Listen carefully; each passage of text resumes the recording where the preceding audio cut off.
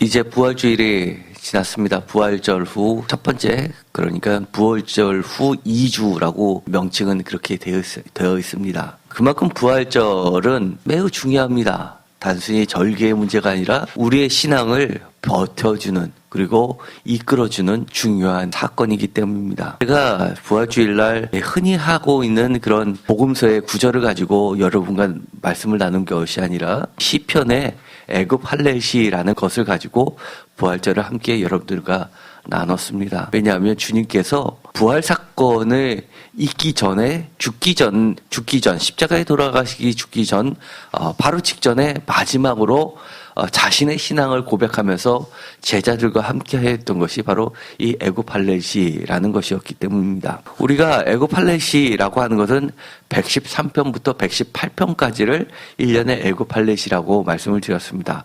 특별히 6월절에 이스라엘 사람들이 함께 공동 식사를 하면서 이 찬양을 부르면서 중간중간 6월절에 관련된 신앙의 전수를 해주었습니다. 113편하고 113편에서부터 시작해서 118편까지는 이 전체 애굽에 있었던 출애굽의 역사를 다시 되새기고 있는데, 이 118편이라는 것은 이 시편 전체에서도 매우 중요해서, 그리고 독특해서 고난주간, 종료주일, 심지어 부활주일, 그리고 우리 성도들에게 있어서는 장례식장에서도 이 예배가 초대교회에서는 전통적으로 사용됐었다고 말씀을 드렸습니다. 이 118편을 마무리할 때 가장 먼저 시작하는 113편은 서두의 이야기로서 113편에서 출애굽 전체의 할렐루야라는 기쁨의 구원의 찬양을 부를 때 113편을 시작했다고 지난 수요일날 말씀을 드렸습니다. 그런데 113편에는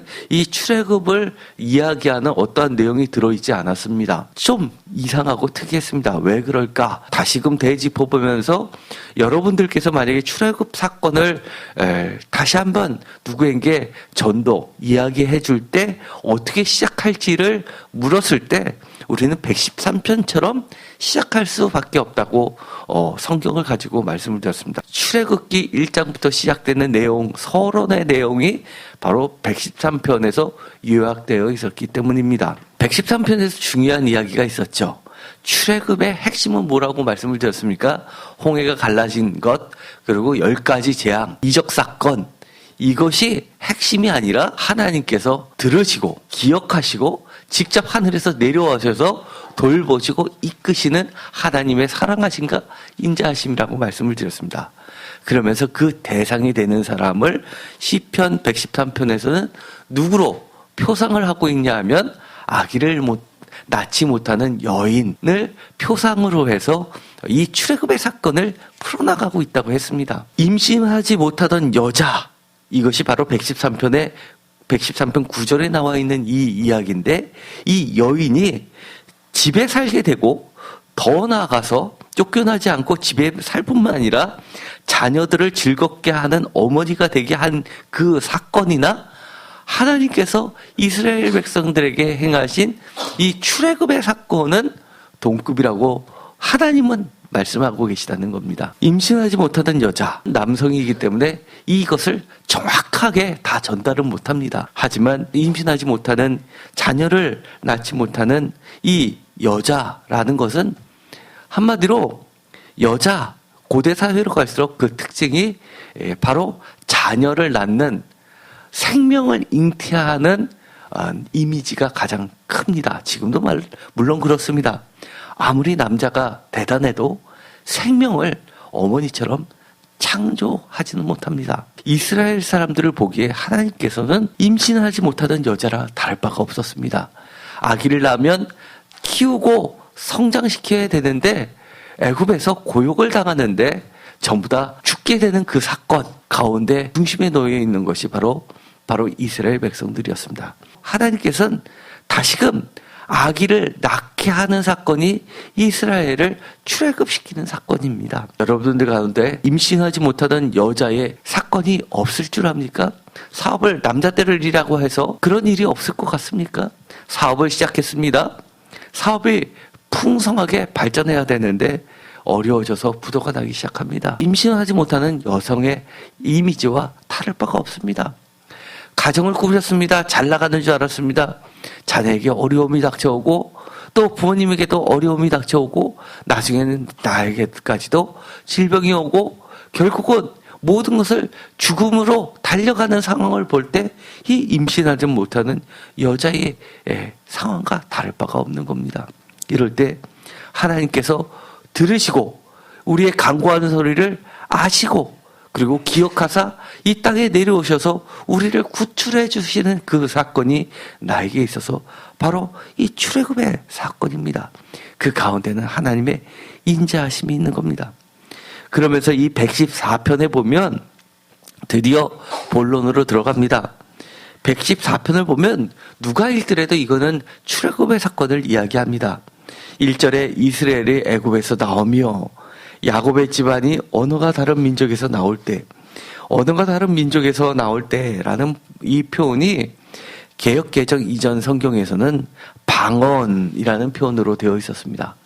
구약 성경에서 신약에서 우리는 아주 잘 알고 있죠. 사도행전에서 방언이라는 말이 사도행전에서 기록이 되고 있어서 그 이후로는 우리가 교회에서 방언이라는 말이 사람들이 알아듣지 못하는 말로서 하나님과 통하는 말로서 우리는 사용하고 있지만 구약에서 유일하게 방언이라고 번역돼서 나온 게 바로 이 개역 개정에서는 언어가 다른이라는 표현입니다. 우리가 알아듣지는 못하지만 하나님과 소통하는 언어, 우리가 사용하고 있는 방언이라면 이것은 분명하게 중언부언하는 말이 아니라 뜻이 서로 통하는 각 민족의 언어가 바로 성경에서 지칭하는 방언의 개념이기도 합니다. 언어가 다른 민족에서 나온다라는 이 표현은 출애굽을 이야기하고 있습니다. 2절에 보면 유다는 여호와의 성소가 되고 이스라엘은 그의 영토가 되었다라고 하는 이 말은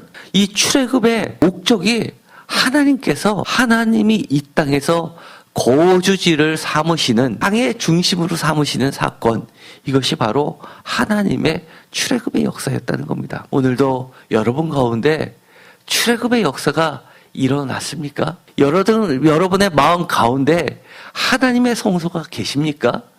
예수님께서 여러분들 마음 가운데 좌정하셔서 주님이 되어주고 계십니까? 아니면 여전히 출애굽의 상황 속에서 놓여 나오지 못하고 고된 고욕의 고통에 시달리고 있습니까? 우리는 끊임없이 하나님의 성소가 되기를 간절히 소망해야 됩니다. 하나님의 임재하시면 어떤 일이 벌어지는지를 바로 3절에서 마지막 절까지 이야기하고 있습니다. 바다가 보고 노망하며 요단은 물러갔으니, 우리가 출애굽 사건을 이야기할 때 10가지 재앙을 들어서 이야기를 많이 합니다. 제일 처음 사건, 나일강이 피로 변한 사건. 이것은 그들이 신으로 섬기는, 그것도 생명의 신이라고 불려지는 나일강. 강은 바다입니다. 그들에게 있어서는 나일강은 강이 아니라 바다입니다. 그래서 홍해라고 이야기도 하는 겁니다. 이 나일강이 바로 그들에게 있어서는 신이었습니다. 신이 생명의 젖줄이 아니라 피로 물드는 죽음의 강으로 변하는, 제일 바로 신과의 싸움에서 하나님의 승전볼리를 올리는 사건이 것입니다. 바로 바다가 보고 도망하며 요단은 물러갔다다. 요단은 바로 이 길갈에서 가나안 땅으로 들어가는 사건, 이것을 의미합니다.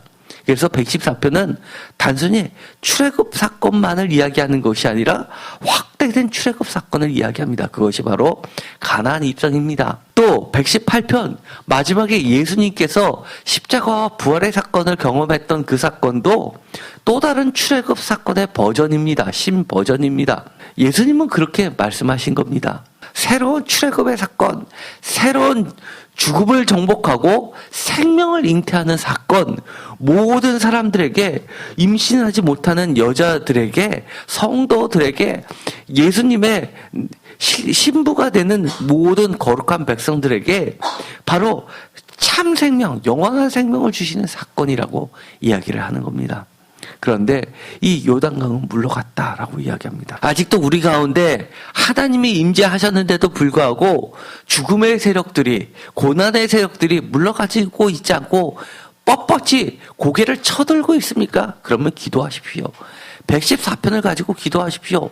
바다가 물러가게, 요단이 물러가게 하나님께서 내 삶 가운데 임재하여 달라고 기도하십시오. 감히 너희들이 이렇게 물러가지 않으면, 도망하지 않으면 어찌 믿냐라고 꾸짖는 기도를 하십시오. 5절을 다 같이 읽겠습니다. 바다야 내가 도망하면 어찌함이며 요단아 내가 물러가면 어찌함인가. 이렇게 이야기할 수 있는 이유 7절과 7절입니다. 다 같이 읽겠습니다. 땅이여 너는 주 앞 곧 야곱의 하나님 앞에서 떨지어다. 두려워 떨지어라. 경건하라. 라는 이야기입니다. 이것은 115편에도 이어져서 나오게 됩니다. 115편에서 여호와께서 우리들에게 행하신 일들을 이야기하는데 정말 놀라운 일들을 새로운 버전으로 이렇게 이야기를 하고 있습니다. 이스라엘 백성들에게, 아론의 집에게, 여호와를 경외하는 자들에게 이야기합니다. 떨지 않는 자들, 하나님 앞에서 떨지 않는 자들에게 하나님 앞에서 떠는 자인 이스라엘 백성, 아론의 집, 여호와를 경외하는 자, 성도. 제가 지난 주일에 그것을 베드로전서 2장의 이야기를 해서 왕같은 제사장이라는 표현으로 바꿔서 선택받은 민족들, 새 이스라엘을 우리들에게 적용시켜서 말씀을 드렸습니다. 그러면서 이런 자들에게 하나님께서 임재해서 첫 번째 하시는 것이 바로 복을 주시는 사건들입니다. 그 이야기를 어찌함인가 라고 114편에서 이야기했다면 115편 2절에서는 이렇게 이야기합니다. 다 같이 읽겠습니다. 어찌하여 문 나라가 그들의 하나님이 이제 어디 있느냐 말하게 하리이까. 어찌하여 문 나라가 그들의 하나님이 이제 어디 있느냐 말하게 하리이까 라고 하면서 더 이상 하나님이 없다라고 말 못하게 하나님께서 출애굽의 사건을 오늘 21세기 2019년 4월 28일에도 행하게 해달라고 기도를 하는 겁니다. 우리가 이 114편과 115편을 예수님께서 십자가 사건 앞에서 부르셨을 때, 바로 십자가에 달려 돌아가셨을 때 모두가 두려워 떨면서 심지어 무덤이 열리고 부활 사건이 임하게 하셨던 그 역사가 오늘 내 삶 가운데로 일어나게 해달라고 기도하시기 바랍니다. 분명히 이루어집니다. 우리가 늘 기도했는데 저 사람은 절대 바뀌지 않을 것 같은 사람이 있습니까? 하나님께 기도하십시오. 하나님의 놀라운 구원 사건 앞에는 반드시 갈라집니다. 홍해가 갈라집니다. 끝까지 하나님 앞에 갈 때까지 우리의 상급이 뭡니까? 내가 잘 나가서 사업 잘해서 하나님 앞에 헌금 많이 하는 겁니까? 천만에요. 만약에 그렇게 생각한다면 그거야말로 하나님을 믿는 게 아니라 우상을 믿는 겁니다. 그런데 우리가 다른 것도 아니라 구원을 놓고 기도했다면 113편 시작을 할 때 새로운 출애굽의 새로운 버전으로 임신하지 못하는 여자를 집에 살게 하고 자녀들을 즐겁게 하게 하는 어머니가 되게 하는 기도 제목으로 기도한 사건은 분명하게 하나님 앞에서 우리의 상급이 됩니다. 우리의 자녀가 슬픔 가운데 울고 있습니다. 하나님, 이건 기복이 아니라 분명하게 임신하지 못하는 여자를 집에 살게 하며 자녀들을 즐겁게 한 어머니가 되게 하신 사건이니까 근심과 걱정, 이것이 하나님께 기도했을 때 물러가게 하십시오. 그래서 우리의 자녀가 하나님 앞에서 두려워 떨고 하나님을 경외하고 그리고 새로운 이스라엘이 되게 하고 하나님의 택하신 제사장이 되게 하는 사건을 경험하게 해주십시오라고 기도한다면 여러분들의 분명한 상급이 됩니다. 아주 비슷한 것 같지만 하늘과 땅 차이입니다. 우리가 이처럼 출애굽 사건을 성경에서 봤고 또 우리 삶 가운데 작고 크고 그 형태가 달라도 출애굽 사건들을 경험했다면 이 115편은 우리에게 그 다음에 그 출애굽 사건 그리고 부활 사건이 너에게 있어서 어떻게 너 삶 가운데 달라지는지를 우리에게 가르쳐주고 있는 겁니다. 이 표를 한번 보실까요? 보면 이 111편에서부터 118편까지 분석을 해놓은 신학자가 있습니다. 이거는 신학자 사이에서 많이 수용을 하는 이론 중에 하나입니다. 보면 113편부터 118편까지를 한번 보도록 하겠습니다. 할렐루야 시편인데 애굽 할례시라는 것은 113편부터 바로 118편까지 가게 됩니다. 그런데 그 일정한 패턴이 있었습니다. 113편과 114편은 여호와의 구원을 이야기했는데 그 다음에 115편에서는 여호와만 의지하라라고 이야기를 합니다. 마찬가지로 116편에서 117편까지도 여호와의 구원을 이야기했는데 118편에 여호와만 의지하라라고 이야기를 합니다. 그것이 바로 111편과 112편에도 마찬가지입니다. 여호와의 구원을 이야기했는데 112편에서는 여호와만 의지하라라고 하는 겁니다. 이것을 다르게 한번 표현해 볼까요? 다르게 표현해 보면 이렇습니다. 113편은 서론이고 114편은 출애굽의 사건을 본격적으로 이야기했습니다. 애굽에서 나오며 언어가 다른 민족에서 나올 때라고 이야기하면서 어떻게 이야기했습니까? 바로 8절에 보면 반석을 쳐서 문물이 되게 하며 차돌을 쳐서 샘물이 되게 하셨다라는 기적 사건을 이야기합니다. 이것은 민수기 사건을 이야기하고 있습니다. 그 의미가 뭐냐라고 했을 때 115편 아까 분석을 통해서 이야기하면 출애굽을 경험한 우리들은 어떤 삶을 살아야 되냐라고 하면 바로 여호와만 의지하라라고 하는 겁니다. 115편 1절에 이렇게 시작합니다. 115편 1절을 다 같이 읽겠습니다. 여호와여 영광을 우리에게 돌리지 마옵소서. 우리에게 돌리지 마옵소서. 오직 주는 인자하시고 진실하심으로 주의 이름에만 영광을 돌리소서. 아멘. 115편에 출애굽을 경험한 사람이 찬양을 하는데 우리는 이렇게만 찬양을 시작해도 될 것 같습니다. 지금까지 시편에서 많이 되어 있는 이야기, 주님께 영광을 돌립니다. 그것이 할렐루야 아닙니까? 야는 야훼, 할렐루, 하나님께, 야훼께, 여호와께 찬양을 돌립니다. 라고 하는 게 바로 여호와께 돌립니다. 영광을 돌립니다. 찬양 받아옵소서 이것입니다. 그런데 115편은 특이하게 이런 말을 합니다. 우리에게 영광을 돌리지 말라라는 이야기를 특별하게 하고 있습니다. 그것도 우리에게 돌리지 마옵소서, 한 번 더 우리에게 돌리지 마옵소서 이렇게 이야기하고 있습니다.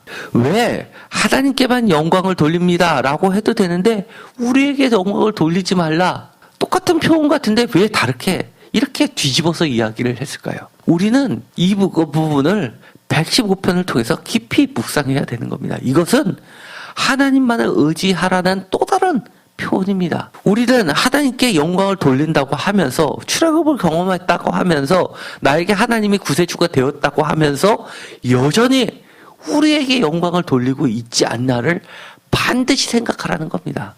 만약에 우리가 하나님에게도 영광을 돌리면서 겉으로는 표량질을 그렇게 했으면서 내용은 우리에게 영광을 돌리는 모습을 가지고 내용은 그렇게 하면서 겉으로는 말만 하나님께 영광을 돌린다고 하면 그것은 곧 무엇과 다름없냐라고 하면 그 뒤에 나오는 이야기들과 다 똑같다는 겁니다.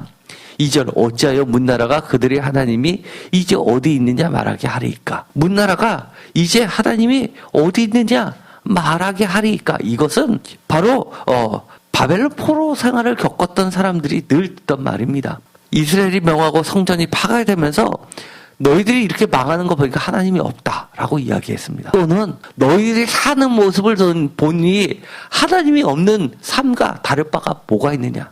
또는 너희들이 하나님을 믿는다고 하면서 내가 우상을 믿는 것과 다를 바가 뭐가 있느냐. 이름만 하나님이지 다른 우상을 믿는 거랑 뭐가 다르냐. 똑같지 않느냐. 결국 너 잘 살고 위해서 너 편하자고 하는 거 아니냐. 하나님을 안 믿는 거와 뭐가 다르냐. 돈만 있으면 되지. 직장생활이 평안하면 되지. 사업이 잘 되면 되지. 자식들 좋은 대학 갔으면 됐지. 연금 나오면 됐지. 건강하면 됐지. 4절에 보면 그것들을 다 함께 풀어서 예시로 이렇게 이야기합니다. 4절부터 8절까지는 정말 독특한 이야기를 합니다. 4절 다 같이 읽겠습니다. 그들의 우상은 은과 금이요 사람이 손으로 만든 것이라. 우상을 이야기하는데 뭐라고 이야기합니다? 특징? 사람이 손으로 만든 것. 사람이 손으로 만들지 않은 것은 무엇입니까? 사람이 손으로 만들지 않은 건 무엇입니까? 하나님이 만드신 겁니까? 하나님이 만들지 않은 것 뭐입니까? 사람이 만든 것, 반대말, 사람의 반대말 하나님, 그렇죠? 만든 거의 반대말, 만들지 않은 것. 우리가 잘하는 거 있습니다. 만들지 않은 것, 그것이 곧 하나님이 만들지 않는 것, 야훼, 여호와, 나는 스스로 있는 자. 이해되십니까? 하나님은 만들어서 생긴 게 아니라 스스로 있는 자 그 자체입니다. 생명의 근원입니다. 그래서 예수 그리스도를 우리는 영원하신 주 하나님, 생명의 하나님이라고 부르는 겁니다. 사람으로 만든 것이 아닌, 우상이 아닌 하나님이다, 여호와다 그러는 겁니다. 그런데 5절부터는 특이하게 이야기합니다.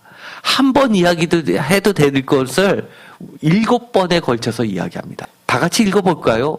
입이 있어도 말하지 못하며, 눈이 있어도 보지 못하며, 귀가 있어도 듣지 못하며, 코가 있어도 냄새 맡지 못하며, 손이 있어도 만지지 못하며, 발이 있어도 걷지 못하며, 목구멍이 있어도 작은 소리조차 내지 못하느니라.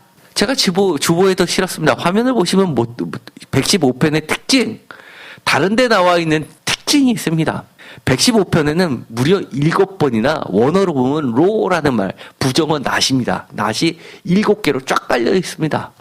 한마디로 우상을 조롱하는 말들입니다. 입, 눈, 귀, 코, 손, 발, 목구멍 7번을 이야기하면서 이것들이 있어도 7번로 못한다. 7번 못한다 라고 조롱하고 있습니다. 너희들 입이 있냐고 자랑하냐? 입이 있어도 말하지 못하며, 눈이 있냐? 눈이 있어도 보지 못하며, 이런 것들이 바로 우상이라는 겁니다. 너희들 집 있냐? 집이 있어도 영원한 생명 주지 못하며, 좋은 대학 갔냐? 좋은 대학 갔어도 영원한 생명 못하고, 그것으로 얻지 못하고, 너희들 높은 자리에 권력을 휘두르냐? 그렇다 하더라도 너희의 영원한 생명 천국을 그것 갖고 다 하지 못하고, 너희들 실력이 있으냐? 그것 갖고 영원한 생명 얻지 못하고, 이런 것들에 바로 우상과 하나님을 신실하게 섬기는 사람들의 대조 있는 겁니다. 우리는 당당히 이 땅에 살면서 부활주의를 맞이하고 부활을 경험하고 부활의 감격을 다시 한번 되새겼다면, 이런 태도를 당당하게 세상을 향해서 나아가는 존재들입니다. 직장에서 편한 사람이 어디 있습니까? 다 힘듭니다. 직장이 다 신실한 크리스찬들만 있습니까? 그렇지 않습니다. 심지어 나도 예수 믿어, 그런데 너만 왜 유별나게 그래? 라고 하는 사람이 더 많이 있습니다. 그럴 때 우리는 뭐라고 이야기합니까? 그렇다 하더라도 우리는 신실하게 하나님만 의지해야 됩니다. 그래서 뭐라고 이야기합니까? 하나님을 믿는데, 여호와를 믿는데, 어떤 믿음? 나에게 영광을 돌리지 않는, 하나님께만 영광을 돌리는 그런 믿음을 이야기합니다. 그런 신앙을 이야기합니다. 하나님을 믿으면서 그래도 실력이 있어야지. 하나님을 믿으면서 그래도 공부를 잘해야 하나님이 인정해 주지. 헛소리들 하지 마십시오. 하나님을 믿어도 건강해야지. 오늘 우리가 주일날 찬양은 뭐라고 불렀습니까? 오늘 찬양 뭐라고 불렀습니까? 그 찬양이 어떻게 되어 있습니까? 내가 아파도 115편에 이렇게 이야기합니다. 이스라엘아 9절에 아론의 집이여 10절 11절 여호와를 경외하는 자들아 하면서 반복시키는 것이 있습니다. 9절 10절 11절 뒷부분만 후렴구만 한번 우리가 읽어볼까요? 여호와를 의지하라 그는 너희의 도움이시요 너희의 방패시리로다. 10절 후렴구 여호와를 의지하라 그는 너희의 도움이시요 너희의 방패시리로다. 11절 후렴구 너희는 여호와를 의지하라 그는 너희의 도움이시요 너희의 방패시리로다. 이건 완전히 노래 아닙니까? 노래의 핵심, 여호와를 의지하라 너희의 도움이시여 너희의 방패시리로다. 눈을 의지하지 말라, 귀를 의지하지 말라, 입을 의지하지 말라, 코를 의지하지 말라, 손을 의지하지 말라, 발을 의지하지 말라, 목구멍을 의지하지 말라, 변호사 의지하지 말라, 세무사 의지하지 말라, 의사 의지하지 말라. 어떤 걸로도 우리가 능히 바꿀 수 있는 말들입니다. 이것으로만 끝나는 게 아닙니다. 하나님이 약속을 해주십니다. 12절 여호와께서 우리를 생각하사 어디에 나오는 말입니까? 출애굽하기 직전에 하나님께서 출애굽의 서론으로 하셨던 말씀, 바로 우리를 생각하시는 하나님. 그러면서 어떻게 하신다고요? 복을 주신데 이스라엘 집에도 복을 주시고 아론의 집에도 복을 주시고 13절 높은 사람이나 낮은 사람을 막론하고 여호와를 경외하는 자들에게 복을 주신다. 여기서 또 3번 이야기하고 있는 것이 있죠. 이스라엘 집, 아론의 집, 여호와를 경외하는 자. 이것이 어디에도 나왔습니까? 아까 9절, 10절, 11절에도 나왔습니다. 그리고 어디에도 나왔습니까? 우리가 주일날 했었던 바로 118편 2절에서 4절까지에도 우리가 나왔던 말씀입니다. 이것이 바로 성도들에게 하신 말씀입니다. 하나님께서 끊임없이 뭐라고 이야기하는 겁니까? 내가 너보다 힘이 세니까 너 나 섬겨. 나는 새로운 파라오야 라고 이야기하는 것이 아니라 뭐라고 이야기하는 겁니까? 난 너에게 복을 주고 싶어. 난 너에게 복을 주고 싶어. 난 너에게 복을 주고 싶어. 12절에도 복, 그 다음에 또다시 복, 그 다음에 13절에도 복, 14절에도 복. 번창이라는 말로도 다시 바꾸어 나시고 15절에도 복을 이야기합니다. 복만 세더라도 이 짧은 구절에 4번이나 그리고 5번이나 그리고 번창이란 말로도 한 번을 이야기합니다. 이처럼 끊임없이 하나님은 너를 잘해주고 싶어. 너에게 정말 내가 너를 사랑하니까 이것도 주고 저것도 주고 저것도 주고 정말 채워주고 싶어. 하나님의 심정입니다. 그러면서 16절에 이렇게 이야기합니다. 하나님 여호와는 하늘은 여호와의 하늘이라도 땅은 사람에게 주셨도다라고 하면서 17절 죽은 자들은 여호와를 찬양하지 못하니 그러면서 우리는 어떻게 하라는 겁니까? 하나님을 찬양하는데 여호와께만 찬양을 드리라, 여호와께만 영광을 돌리라 라고 이야기합니다. 새로운 버전으로 똑같지만 이렇게 이야기합니다. 바울은 고린도전서 5장에서 이렇게 이야기합니다. 고린도전서 5장 6절에서 8절까지는 우리가 아주 잘 알고 있는 성만찬에 관련된 이야기에도 적용이 되고 누르곤 성만찬에도 관련되고 신앙생활에도 적용되는 말입니다. 신앙생활을 하는데 고린도 교회에게 편지를 보냈는데 그 고린도 교회에서는 음행이 있다는 이야기를 듣습니다. 그러면서 음행이 있는 자들에게 나무라라고 이야기하는데 6절에 보면 이야기합니다. 너희가 자랑하는 것이 옳지 아니하도다라고 하면서 적은 누룩이 온 동이에 퍼지는 것을 알지 못하느냐. 7절 너희는 누룩 없는 자인데 새 덩어리가 되기 위해서 묵은 누룩을 내버리라. 우리의 유월절 양 곧 그리스도께서 희생되셨느니라 라고 이야기합니다. 유월절의 이야기를 합니다. 그런데 이 유월절은 십자가 사건하고도 연결됩니다. 부활 사건은 새로운 누룩입니다. 누룩 없는 떡입니다. 그러면서 순전한 누룩 없이 오직 순전함과 진실함의 떡으로 하자라고 이야기하는 것은 우리가 부활의 삶으로 우리의 신앙생활을 해나가자라고 새롭게 해석해서 이야기를 합니다. 그런데 이 이야기를 할 때 6절에 보면 자랑하는 것이 옳지 않다라고 이야기합니다. 화면에 보시면 제가 주보에는 실지를 못했지만 있습니다. 너희가 자랑하는 것이 옳지 아니하도다라고 하는 이것. 개역개정의 표현입니다. 새번역도 마찬가지입니다. 공동번역에서는 이렇게 합니다. 여러분이 잘난 체 하는 것은 옳지 않습니다. 이해가 안 가죠? 우리가 음행을 했던 사람들인데 교회에서 부끄러워하지 않고 잘난 체 합니다. 앞뒤 안 맞지 않습니까? 음행을 했던 사람들의 위치가 교회에서는 잘난 체 할 수 있는 사람들입니다. 그리고 자랑하는 사람들입니다. 그 사람들이 빠지면 고린도 교회가 흔들릴 정도의 위치의 사람들은 대놓고 하나님을 믿는다, 예수님을 믿는다 하면서 할 것 다 합니다. 이때만 하더라도 부인이 지금처럼 한 명만 두는 것 법적으로 보장돼 있지는 않았습니다. 그렇죠? 재산이 있고 부가 있으면 그 정도는, 심지어 로마는 부인이 힘 있는 권력층의 여인이 자기의 남종을 가지고 남편이 보는 앞에서도 그렇게 남착을 부리던 일들이 있었습니다. 기록이 남아 있었습니다. 그 정도의 사회이기 때문에 그렇게 정말 교회에서 잘난 척하고 자랑할 수 있는 사람들의 그런 신앙생활이라는 것이 얼마나 깨끗하지 못했다는 것을 단적으로 보여주는 예들입니다. 6월절에 이야기를 하면서 십자가 사건을 이야기하면서 그러면서 바울은 뭐라고 이야기를 하냐면 순결함과 진실함의 신앙생활을 이야기하는 겁니다. 세번역에서는 성신과 진실을 누룩으로 삼아 누룩 없이 빚은 빵으로 지킵시다. 무교절의 빵을 지키자. 유월절의 빵을 지키자. 라고 이야기를 합니다. 누룩이 없는데 누룩이 없는 것을 성실과 진실함에 누룩이 있는 새로운 덩어리, 새로운 신앙생활로 바꾸자라고 이야기를 하는 겁니다. 그러면서 너희들은 누룩 없는 자들인데 새 덩어리, 그리스도와 연합한 새 덩어리, 부활한 그리스도의 새로운 생명체를 나눠받은 성도의 삶은 이래야 된다라고 이야기하는 겁니다. 다시 115편으로 돌아가 볼까요? 주님의 이름의 영광을 할렐루야 다 같이 부르는데 115편에서 이야기하는 것 강조점, 우리에게 여호와의 영광을 돌리지 말라라는 이 표현은 쉽게 말해서 115편에 보면 하나님을 섬긴다 하면서 우상을 섬기는 그런 신앙생활을 한 것을 철저하게 그런 누룩을 제거하라는 겁니다. 그러면서 놀라운 말들을 합니다. 8절 다 같이 읽겠습니다.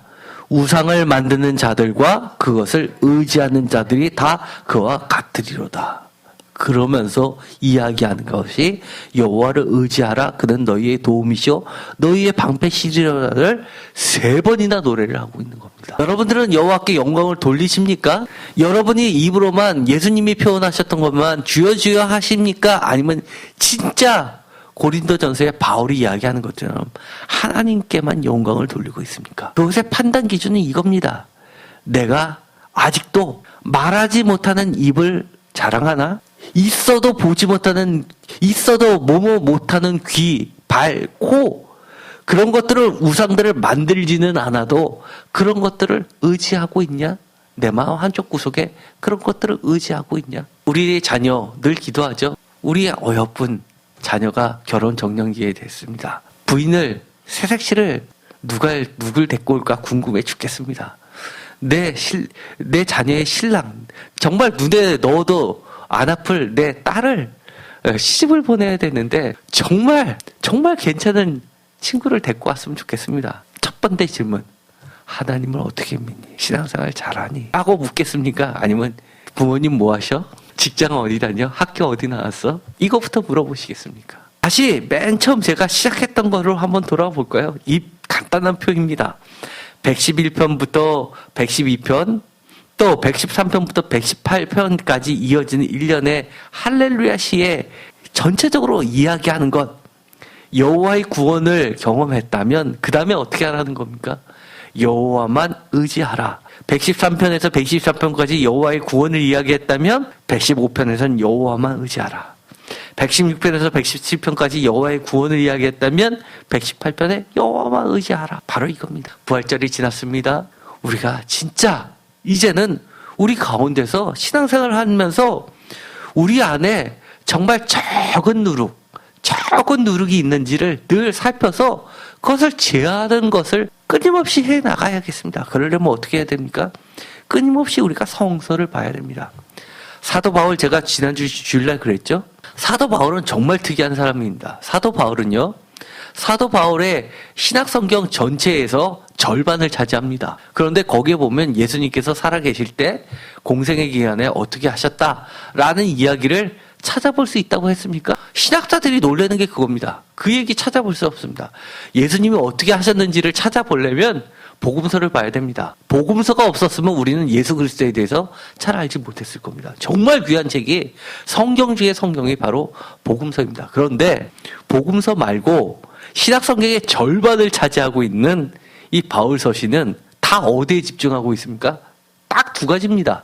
모든 것을 다 십자가 부활의 사건에만 초점을 맞추고 있고, 그 이후에 많은 바른 생활에 관련된 이야기를 할 때는 다 뭐에 맞춰주고 있냐면 바로 십자가 부활에 맞춰서 이야기를 합니다. 그렇기 때문에 도덕을 이야기하는 것이 아니라 믿음은 이런 거야 라고 이야기를 하는 겁니다. 믿음의 삶이 아니면 그건 믿음이 아니라 십자가 부활을 부인하는 잘못된 거짓된 신앙이다라고 이야기하는 겁니다. 그 이야기는 우리가 아주 진중히 들어야 됩니다. 그러면서 예수 그리스도를 그러면 우리는 이렇게 생각할 겁니다. 뭘로 증명하지? 복음서처럼 예수님이 이렇게 하셨어라고 증명을 해야 되는데, 사도 바울은 예수님을 만났다고 했는데 그런데도 불구하고 사도행전을 빼면 바울 서신에서는 갈라디아에서만 그것을 암시하는 표현이 나와 있을 뿐이지 구체적으로 어떻게 했다라는 얘기가 다 없고, 뭘로 증명을 하면 구약 성경에 하나님께서 어떻게 메시아를 계시해 주셨는지를 가지고 성경으로서 예수님을 다 증명하고 있는 겁니다. 우리가 신앙생활을 사도 바울처럼 하나님의 교과서처럼 하고 싶습니까? 예수님처럼은 못하지만 최소한 사도 바울처럼은 하고 싶습니까? 그러면 어디에 다시 집중하라는 이야기입니까? 성경 말씀처럼. 내가 경험했다. 내가 교회를 가보니까 신앙생활 잘하는 사람이 이렇게 했더라. 목사님이 이렇게 했더라. 목사님 따라가는 것도 좋지만 보다 근본적인 것은 뭐라고 하는 겁니까? 성경 말씀에 뭐라고 되어 있는지, 하나님이 뭐를 기뻐하시는지, 하나님이 우리에게 신앙생활을 어떻게 하라고 이야기하는 것인지에 초점을 하면서 그것을 잣대를 가지고 신앙생활을 하십시오. 목사님도 그러더라. 천번에요. 그거 올바른 신앙생활 아닙니다. 오늘 부활절을 맞이했습니다. 여러분이 진짜 부활의 삶을 늘 살고 싶으시면 죽음이 와도 예수 그리스도처럼 하나님이 살려주시는, 그래서 새로운 생명으로 살아나는 역사를 경험하고 싶으시다면 오늘 115편의 말씀처럼 우리에게 영광을 돌리는, 내가 자랑하는 삶 살지 마시고 하나님께만 영광을 돌리고 사도 바울처럼 적은 누룩이라도 온 덩어리에 퍼지지 않도록 제거하면서 무엇으로요? 온전함과 순전함으로 순전한 깨끗한 말씀대로만 신앙생활 해 나가시기를 간절히 축원드립니다. 기도하고 마치겠습니다. 하나님 감사합니다. 우리 가운데 아직도 적은 누룩, 온 덩어리에 퍼져서 우리를 악으로 몰아가는 우상들이 있다면 제거하게 하여 주옵소서. 정말 깨끗한 순전함으로 하나님께 그렇게 기도하면서 신앙생활 해나갈 수 있게 하여 주옵소서.